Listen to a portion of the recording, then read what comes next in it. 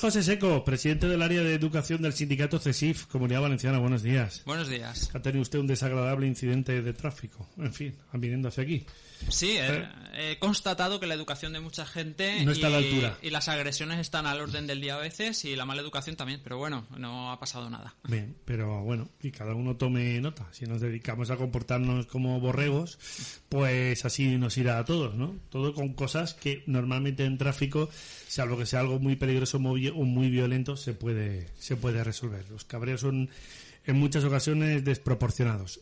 Amparo, retomando unos minutos respecto al tema de Mónica Oltra, muy rápidamente, ha anunciado hace también poquitos minutos el portavoz del Partido Socialista en el Congreso, Héctor Gómez, que confían en Ximo Puig para que tome la decisión que considere oportuna respecto del futuro de Mónica Oltra. Pues yo no confío con Ximo Puig que tome la decisión. Yo creo que ellos lo han dicho claro, que es un pacto del Boctani, que son 3, y la decisión la tomarán entre 3. Pero lo que tengo claro es que la decisión que tomen no va a ser la mejor decisión para todos los valencianos. Bueno, pues continuará. José Seco creo que no estuvo en el acto del compromiso. ¿Por qué? Porque al final, perdón, no me Ximo invitaron. Puig también tiene muchas cosas de las cuales le pueden echar en cara. Por cierto, yo no he oído, igual estaba, pero ni lo he oído ni lo he visto en ninguna publicación de prensa que estuviese Vicent Marsá, que no es cualquiera en Compromís. Yo no lo he visto. Repito, igual estuvo, pero es que hay datos que quedan muchas pinceladas. ¿Me permite usted, señor Seco, que se me ha adelantado un poquito que hable con Amparo Folgado de 2 o 3 cuestiones de actualidad de Torrent? Oye, la primera de ellas, me ha llamado la atención ver también en medios de comunicación la situación y el contencioso que vive el restaurante El Pino con el ayuntamiento de Torrent. Uh-huh. Por aquello de que le obliga ahora a derruir una parte ya construida.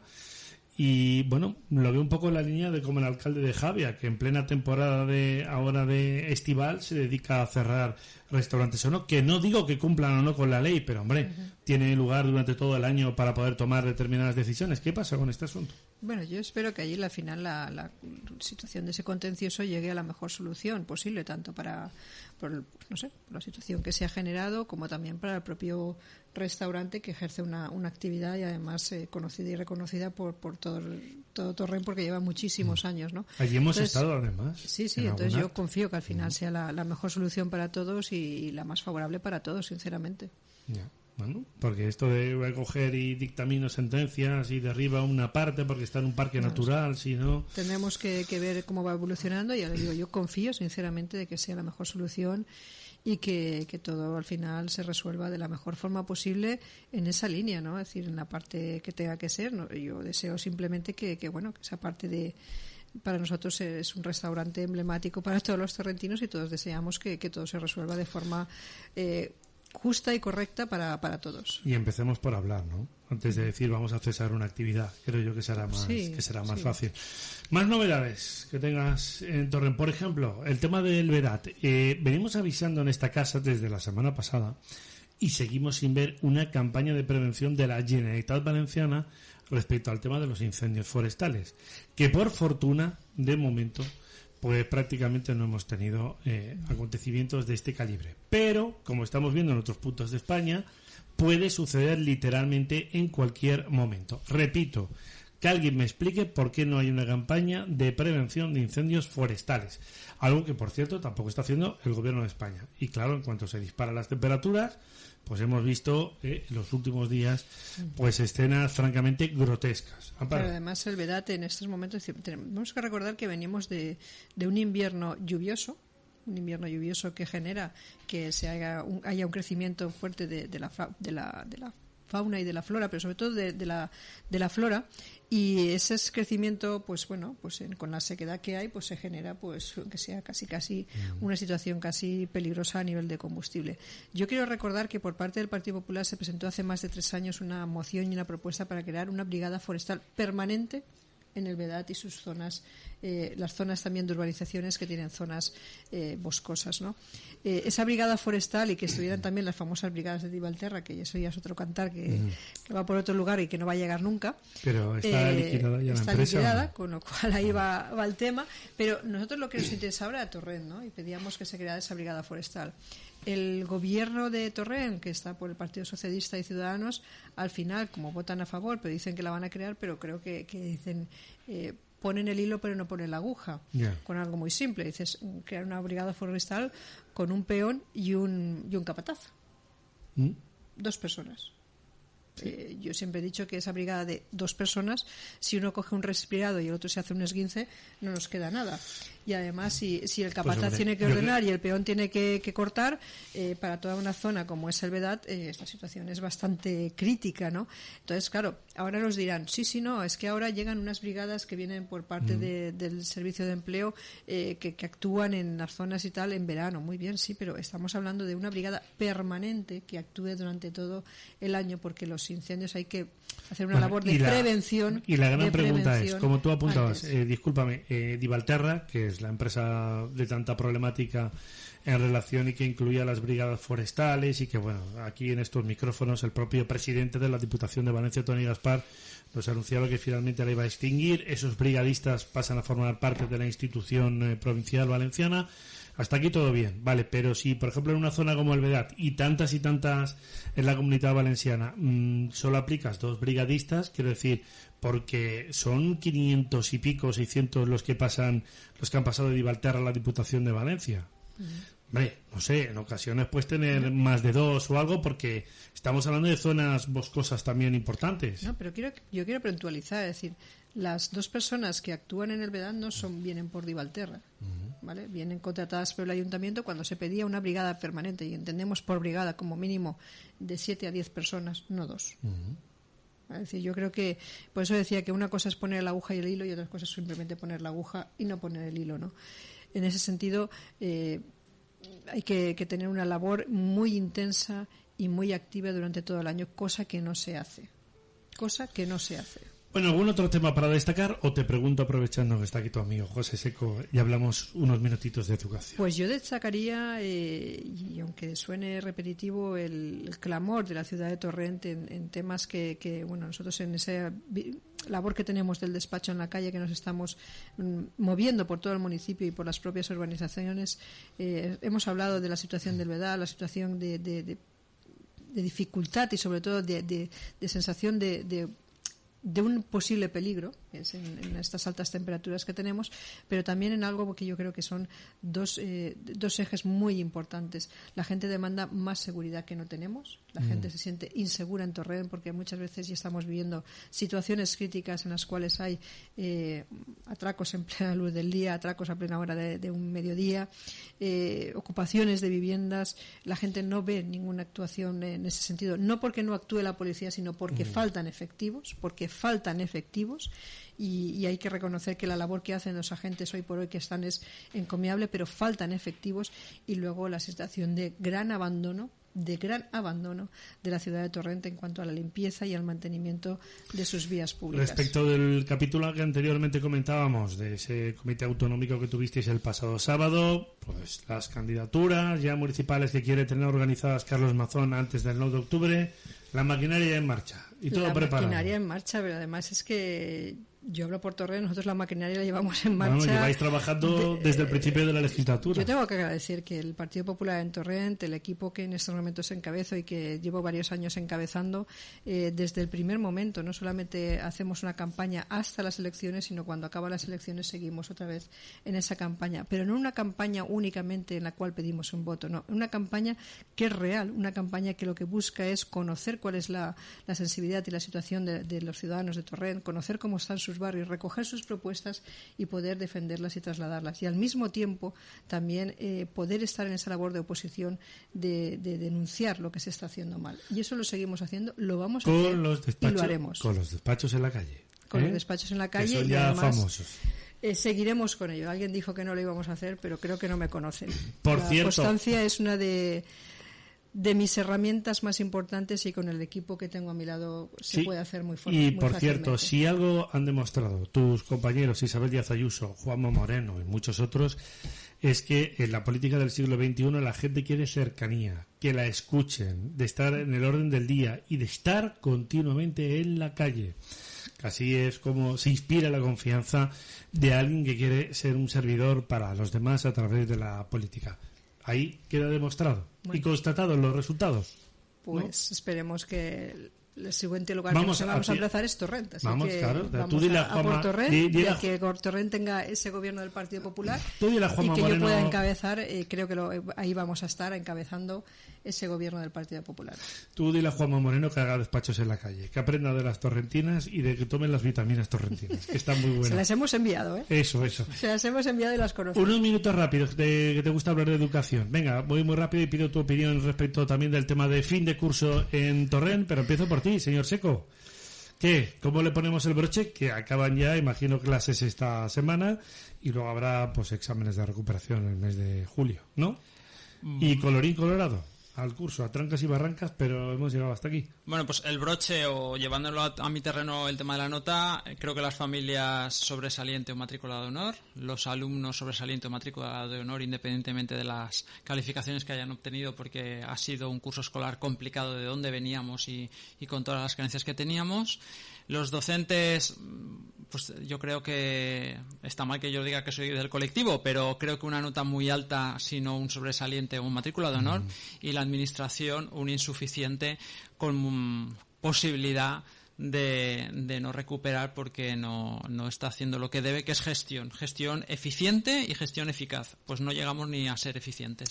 Amparo, ¿cómo pues se pone el broche también en el curso de Torrent? Las palabras de José Seco, porque van en esa línea. Además, me parece vergonzoso que el que haya sido hasta ahora conseller de Educación se vaya antes de que finalice el curso. Es decir, es como si uno abandona antes de que le den las notas. Supongo que sabía que había un suspenso bastante llamativo en su gestión, ¿no? Pero yo también quiero lanzar también ahora un tema que creo que ahora que terminamos el curso y iniciaremos un curso dentro de unos meses, y es en esa propuesta, unas de tantas que van ya moviéndose en la desaparición de la asignatura de música de los cursos, de las clases de la secundaria. Es decir, hace prácticamente una semana, dentro de la Secretaría de Educación, de la cual formo parte de la Secretaría de la Federación Valenciana de Municipios y Provincias, en la sección de Educación, hicimos un llamamiento claro a la Consellería respecto a esa propuesta de eliminar la asignatura de música de la formación en la ESO. Me parece una vergüenza que en una comunidad como la nuestra, una comunidad valenciana, que se levanta con música y se acuesta con música, cuando la música es algo intrínseco en muchísimas familias de nuestra comunidad, se menosprecie de esa forma y se elimine. Se están eliminando esas materias humanas que forman personas. Y lo que me imagino que quieren crear son máquinas y simplemente objetos, y eso no se puede consentir. Somos la región del mundo que tiene más músicos por metro cuadrado. Bueno, pues posiblemente la música que se toca no les molesta al gobierno del Botanic y quieren eliminarla de la ESO. Yo espero que con esa reflexión y con esa propuesta y esa reflexión que se lanza desde la sección de educación de la Federación Valenciana de Municipios y Provincias, desde la propia Federación de Sociedades Musicales, y que sé que desde muchos ayuntamientos, a través de las mociones que van a presentar, se haga una reflexión clara para no ir deshumanizando cada vez más nuestra educación, porque hablamos de nuestros hijos, nuestros jóvenes, nuestros niños y de nuestros profesionales. Señor Seco, si está usted de acuerdo. Estoy de acuerdo, y además el problema es mucho más amplio. El origen, por lo que comenta Amparo, de música se extiende a toda la secundaria, pero también a todos los niveles. Empecemos por partes.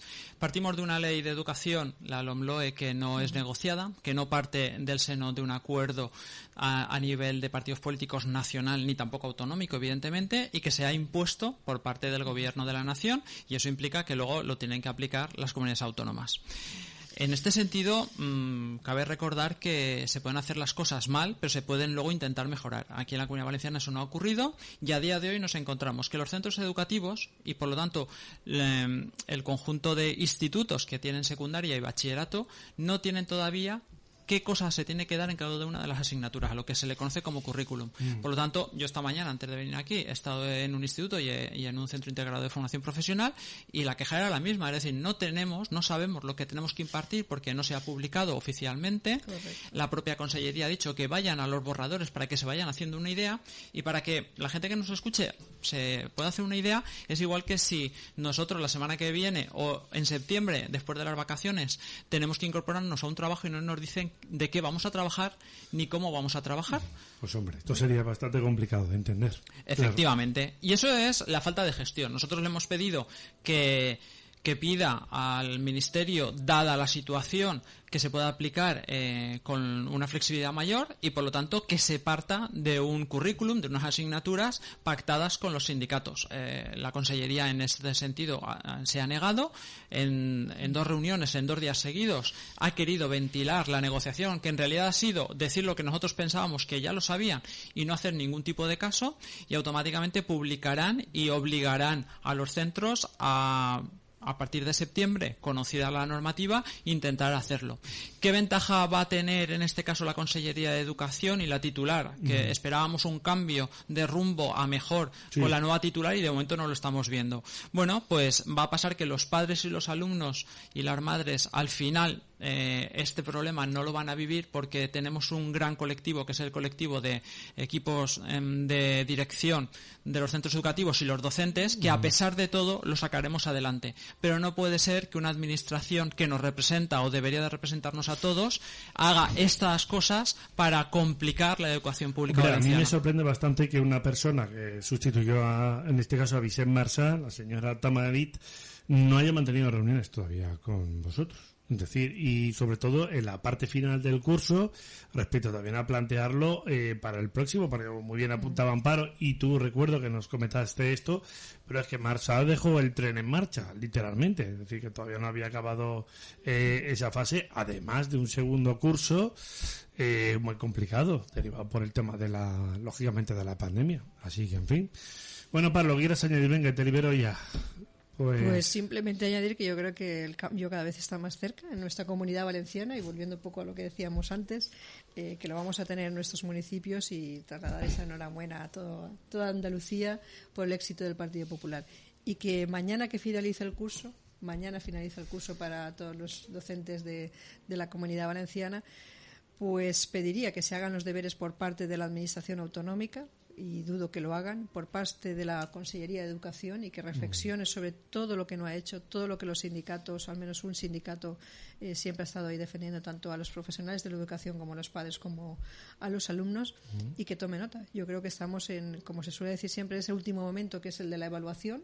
Hecha la evaluación, que la evaluación es clara, que es un suspenso llamativo, que se pongan a trabajar para que septiembre sea de otra manera. Ojalá, lo dudo. Bueno, hay que decir además, José, que el nuevo curso se ha retrasado a petición, digamos, casi popular, porque el inicio estaba previsto para el día 8, pero hombre, el día 8 era un poco marciano, por una razón, porque es festivo en muchos municipios valencianos, esto de entrada, porque se conoce como el Día de las Vírgenes Encontradas y es día de fiestas grandes, como digo, en muchos sitios. Y al final se ha trasladado al día 12. Bueno, unos consejos para la publi, dejamos que Amparo se marche. Gracias, enhorabuena por ese triunfo electoral en Andalucía. Eso estaba previsto, según la Consellería, que se abriese a partir de septiembre para el día 8. Como ya hemos comentado anteriormente, el día 8 es complicado porque es festivo en muchos municipios valencianos. Se pasa al día 12. Bien, vale. Más cosas. Así que adelante. Bueno, se pasa al día 12 porque fue una reclamación del conjunto de sindicatos y también, evidentemente, de CESIF. Y, siendo efectivos, vamos a tener el mes de julio, cuando tengamos esa documentación de qué tenemos que impartir en cada asignatura, en secundaria y en bachillerato, para preparar material, con todo lo que ello supone. Y esos 12 primeros días para, en el momento el alumno o la alumna entre por la puerta, empezar ese contrarreloj de prepararlos para el futuro. Yo siempre pongo la educación en clave de empleabilidad y en clave de formación de ciudadanía, y en este sentido creo que la gestión está siendo muy mala.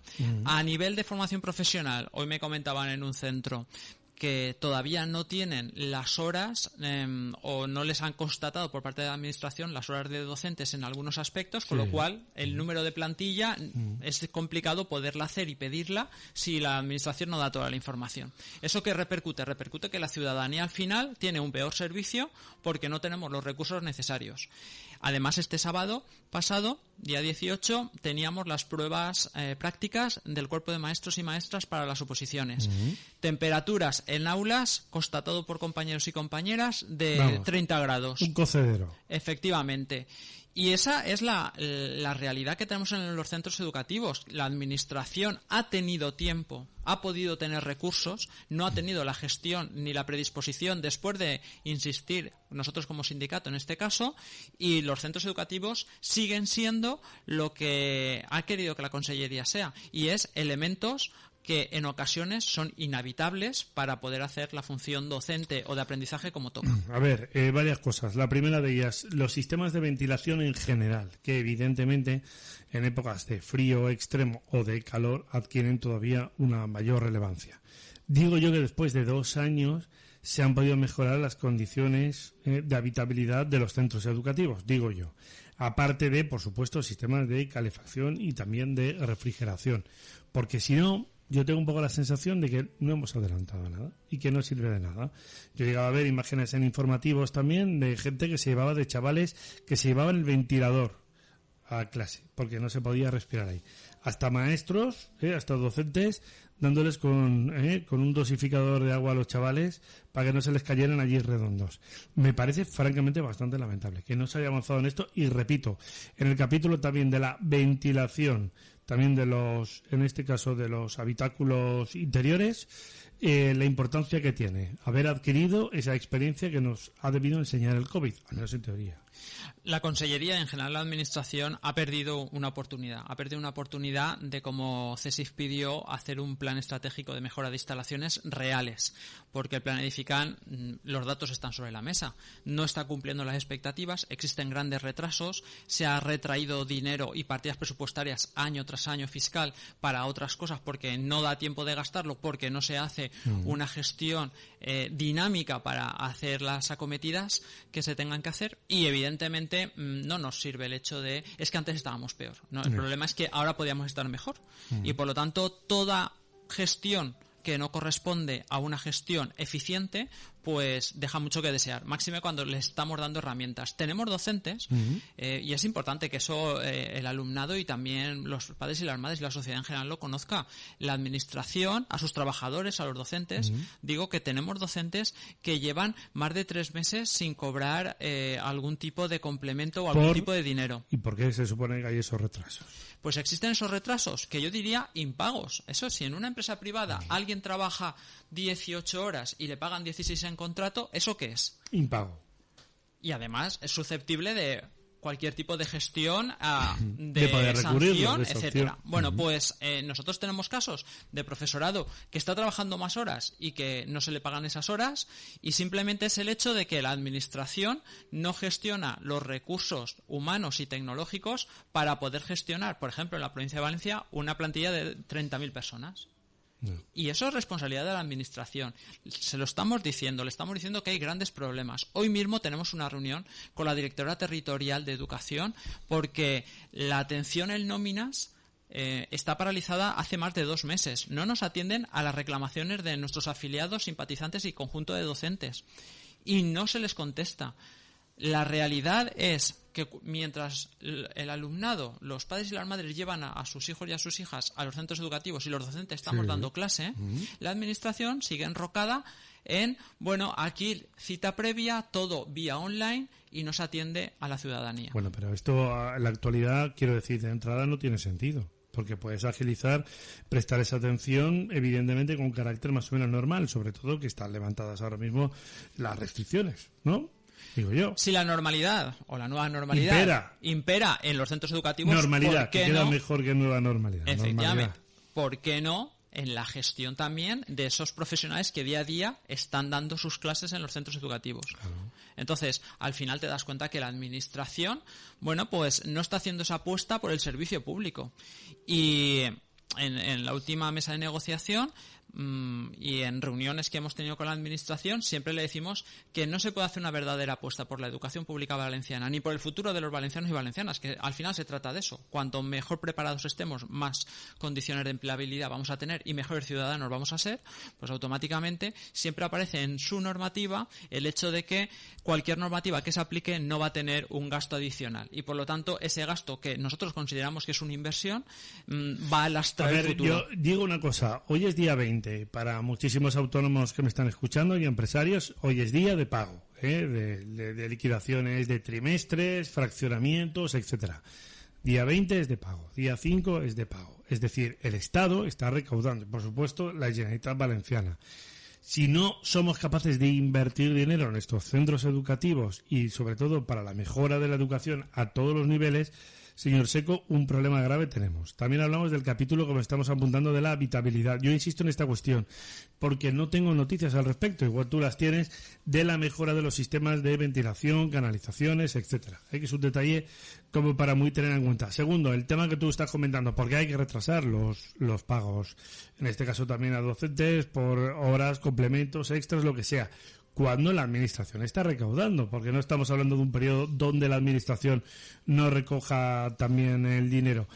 Y luego, yo insisto, después de este curso, luego te pregunto en materia lingüística, como siempre, si ha habido un cambio sustancial entre Marsá y Tamarit, pero de entrada llega una nueva consellera, digo yo que lo primero que tiene que hacer es reunirse con el sector, digo yo.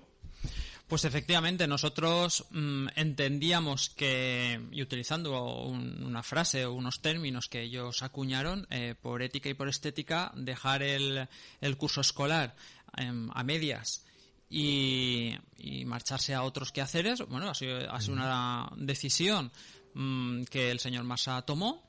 Y evidentemente nosotros entendemos que no es responsable. Creo que se tiene que terminar el trabajo y luego alguien puede hacer otros quehaceres. Él tomó esa decisión, nosotros evidentemente creemos que no era la mejor para el sistema público valenciano de educación. Hablo de eso. En tema político evidentemente no es mi sector y no me voy a meter porque cada uno sabe cómo está su partido. Dicho eso, bueno, al final la nueva titular le hemos pedido una entrevista. Entendemos que hay muchos retos por delante. Tenemos una nueva ley de formación profesional también impuesta y no negociada por parte del Ministerio que cambia el paradigma. Nosotros siempre se lo hemos dicho a la Administración y al final es una cosa que se repite. Está muy bien los titulares, están muy bien las intenciones, pero hay que llevarlas a cabo y tienen que ser fiables. ¿Pero cuánto tiempo estamos hablando de titulares arriba y abajo? Es decir, de un montón de anuncios, de promesas, etcétera, cuando es demostrable las muchas deficiencias que lamentablemente hay en el sector educativo. Porque te preguntaría por esto, por ejemplo, también, que os habéis quejado mucho en CESIF, tasa de reposición también de docentes, derivados por enfermedades varias, bajas, COVID, etcétera, o simplemente que hace falta más refuerzo. Tampoco he oído hablar mucha novedad a este respecto, que tú estás harto de pedirlo, de demandarlo, es decir, es que luego también a veces nos quejamos, luego encima de la mesa, que si la jornada de 4 días, que ahora intente imponer o impulsar Compromís, lo que supondría de repercusión a nivel de, lógicamente, llevar a recoger también a los chavales a clase. Claro, aquí se lanzan proclamas a los 4 vientos, pero luego hay muchos problemas. Por ejemplo, también esa figura que me viene a la cabeza con la pandemia, que fue el tema de el enfermero, supervisor médico en caso de un problema también de COVID. Tampoco se ha sabido mucho más. Suma y sigue. Bueno, efectivamente, nosotros hemos arrancado una campaña de recogida de firmas para llevarlo a debate a les Corts Valencianes y estamos recogiendo firmas para demostrarle a los políticos de todos los signos que un personal sanitario en los centros educativos hace el trabajo de prevención, pero también en un momento determinado puede atender de la mejor manera y con los conocimientos que toca, porque evidentemente los docentes no tienen por qué tener esa formación sanitaria. Claro. Eso por un lado. 2, está muy bien los nuevos retos, está muy bien la digitalización, etcétera, etcétera, pero todo eso debe de ir acompañado de programas de formación, de recursos, etcétera. Cuando hablamos de la AFP, que la semana pasada se hizo diferentes charlas por parte de la Administración en diferentes entornos, claro, la conclusión que sacó mi sindicato, ¿cuál fue? Bueno, ahora vamos a poder certificar, y está muy bien, cualificaciones profesionales a través de la experiencia de los trabajadores en las empresas a lo largo de su vida laboral, y es muy buena apuesta, aunque no es nueva, pero es muy bueno. Y la pregunta fue, vale, ¿y con qué personal vamos a contar? ¿Con el de los centros educativos? Claro. Porque si contamos con los mismos profesionales, los docentes de los centros educativos, ya tienen su horario. Claro. ¿Qué es lo que ocurre? Pues el paradigma es el siguiente, que antes esos procesos se hacían de forma paralela por este profesorado fuera de sus horarios y con una consignación específica de dinero para la gestión, y ahora eso se ha eliminado y dentro de tu propio horario tienes que hacer más cosas. Esto es muy sencillo. En la privada, si tienes más responsabilidades y trabajar más, te tienen que pagar más. O como mínimo, te tienen que poner un refuerzo para compartir. Claro, pero vamos a ese punto también. Por supuesto, el tema de pagos está claro, pero lo es reforzar esas plantillas y también han llegado a cubrir la demanda de la educación valenciana por parte de los docentes en este curso 2021-2022, porque vosotros habéis pedido en muchas ocasiones tasas de reposición. Luego vemos pues las convocatorias masivas, diría yo, de para 1.000 o 2.000 oposiciones se presentan 15.000 o 20.000 personas. Pero luego en la práctica pues estamos siempre, por ejemplo, a nivel de ayuntamientos con, en este caso, policías locales que siempre faltan. Pero es que docentes siempre faltan. Pero es que sanitarios siempre faltan. Y siempre estamos con la misma cantinela. Fíjate, no ha cambiado nada. Es decir, a un docente que por cualquier circunstancia tiene que coger una baja, implica que normalmente de una semana a 10 días pueden estar los alumnos sin docente. Eso implica una pérdida en su formación.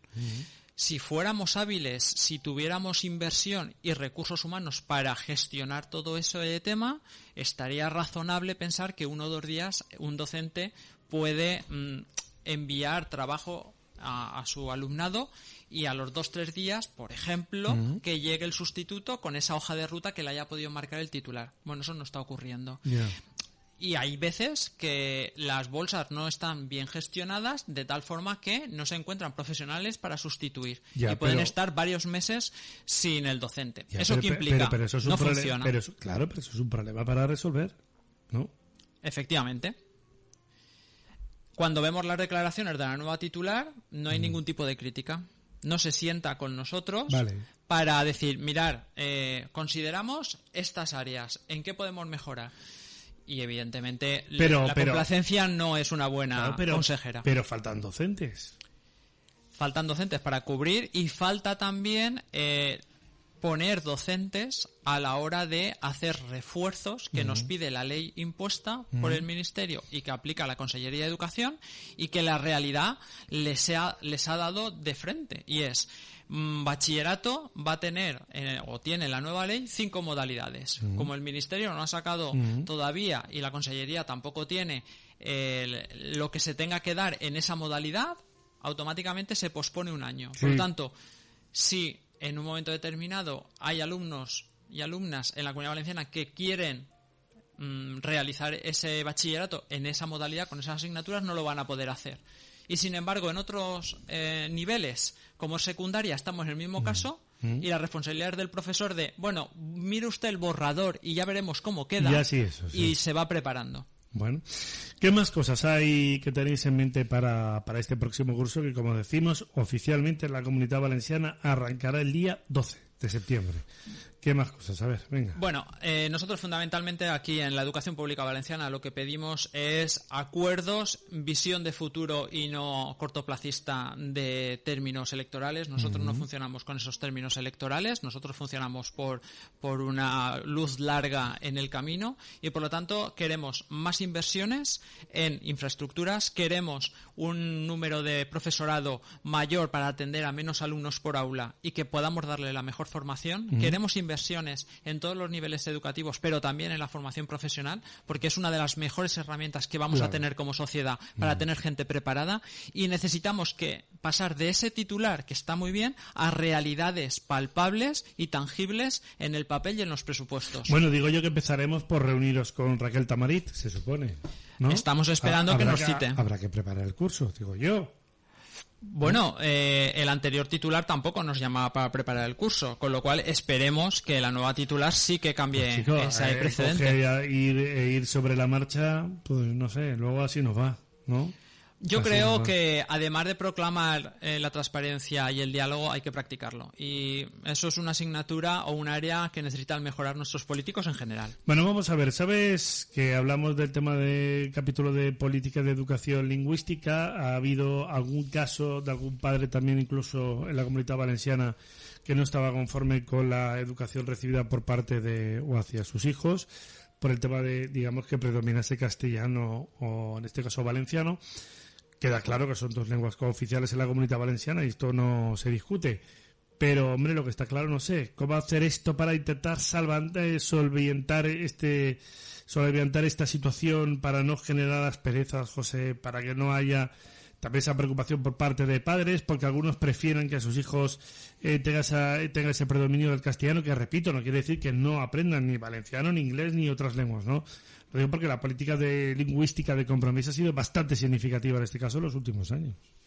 Bueno, evidentemente las políticas lingüísticas de los anteriores gobiernos marcados por el signo del PP o los del Botanic, el 1 y el 2, han sido totalmente diferentes. Cuando teníamos la anterior administración había la línea de castellano y la línea de valenciano, donde mayoritariamente era una lengua o la otra de las oficiales que tenemos en la Comunidad Valenciana, la predominante, Sí. como instrumental o como mayoritaria a la hora de dar el conjunto de asignaturas.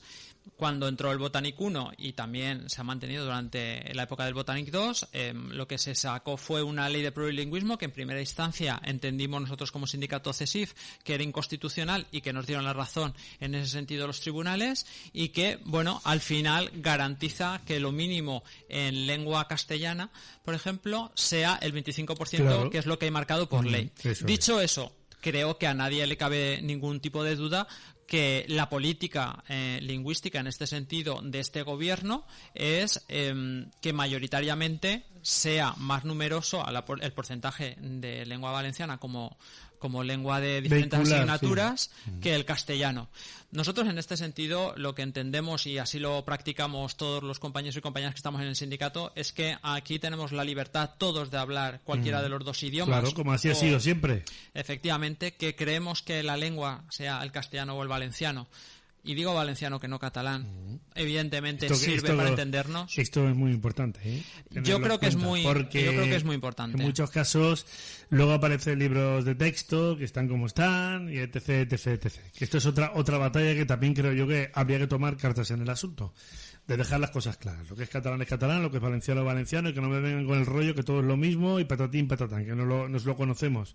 O que ya que está en catalán, que chimpum, no.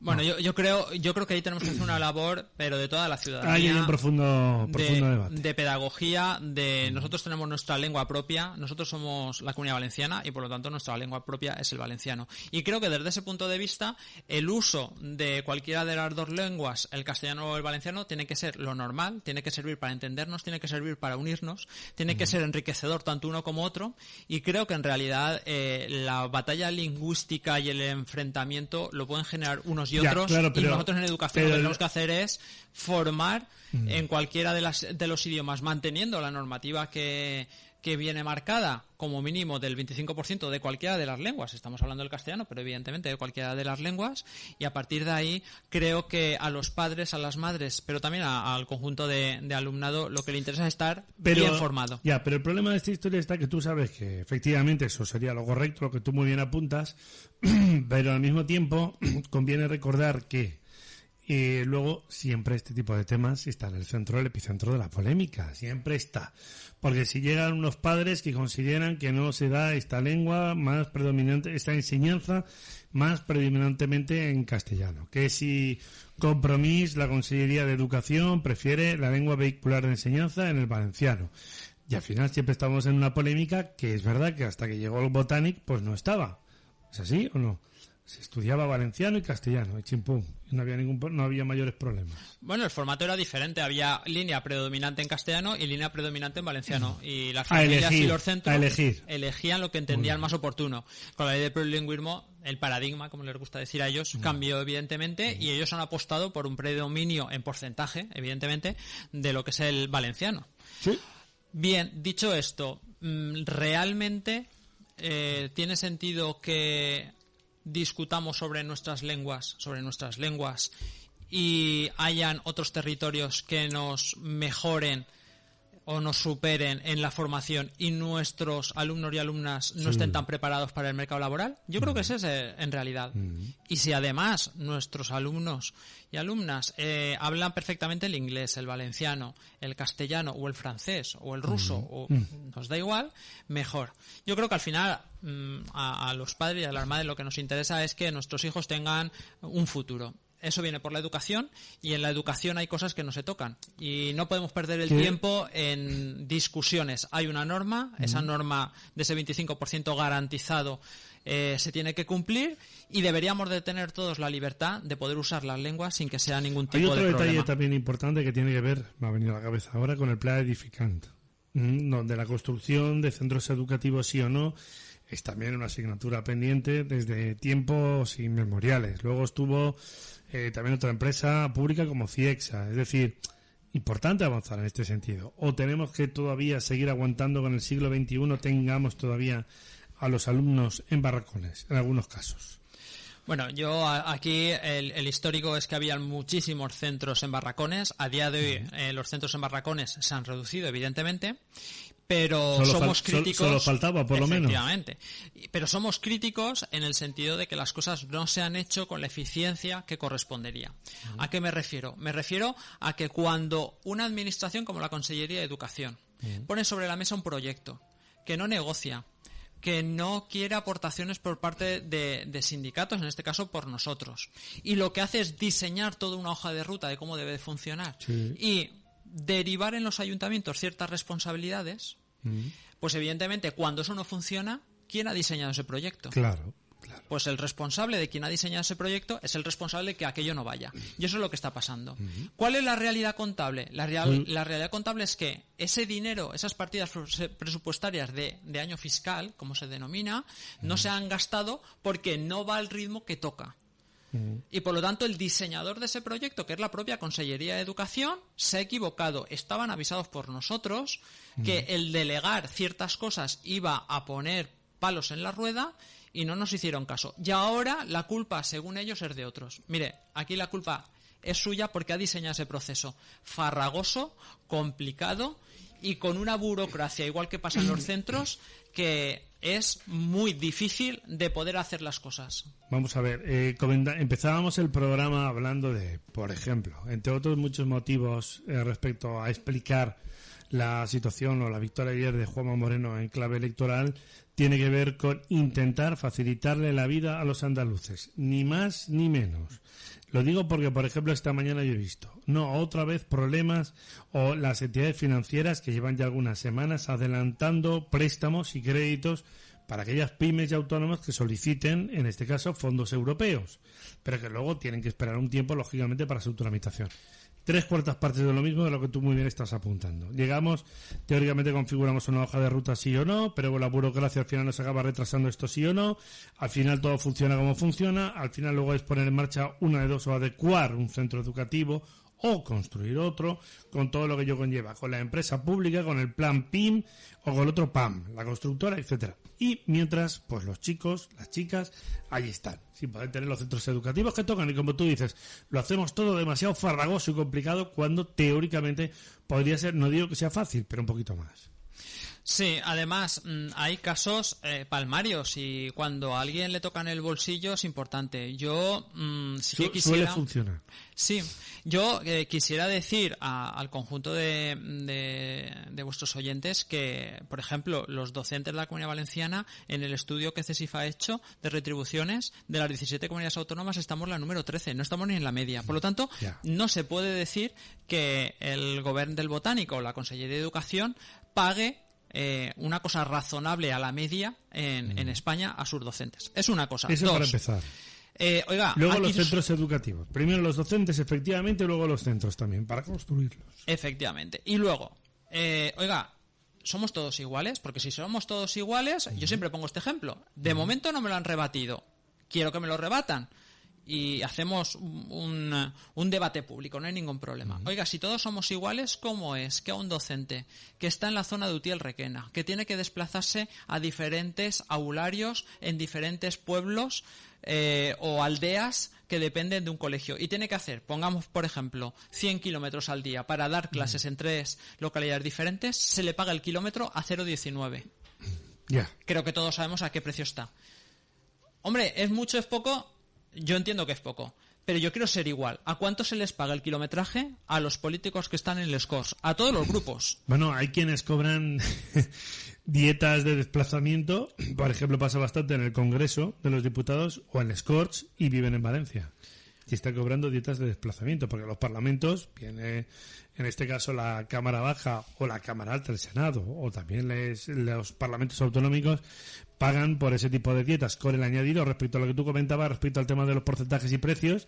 También otro detalle muy a tener en cuenta, el coste de los carburantes, ¿eh? Efectivamente. Bueno, el último dato que tengo, y si no fuera así, me encantaría que nos llamara y lo podemos hablar, la titular de Educación, y automáticamente... No pierdas la esperanza, José. Sí, seguro que lo conseguimos, pero creo recordar, y esto es un dato importante, todos los españoles somos iguales, creo que los valencianos también, sí. Sea político o docente. Bueno, pues el docente cobra por kilómetro 0,19, a día de hoy está perdiendo dinero, por hacer su trabajo, y además...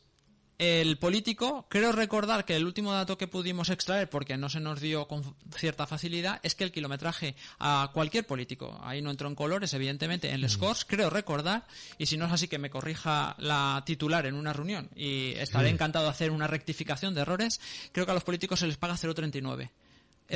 ¿Eso quiere decir que un docente es menos en un trayecto que un político? Además, como no puede ser de otra forma, el reglamento, en este caso del Parlamento Valenciano, pues como es lógico, pues realiza ese tipo de abonos en concepto de kilometraje, dietas, etcétera, a todos los partidos por igual. Aquí no influye la representación, que yo sepa. Muy bien, señor Seco, se nos acabó el tiempo. Pues hasta aquí llegamos, ¿no? Mañana concluye el curso ya. Mañana terminamos el curso. Tenemos, yo creo, que pensar en el ámbito al que podamos pertenecer cada uno, docentes, medios de comunicación, evidentemente, familias y alumnado, que ha sido un año difícil, duro, que tenemos grandes retos y que tenemos que seguir trabajando. Muy bien, pues señor Seco, que es usted presidente del área de educación del sindicato CESIF, Comunidad Valenciana. Gracias. A Rafa Vallés y a Julio Pérez. A las 12, Juan Fernández Barbedá con, como siempre, a buenas horas. Adiós.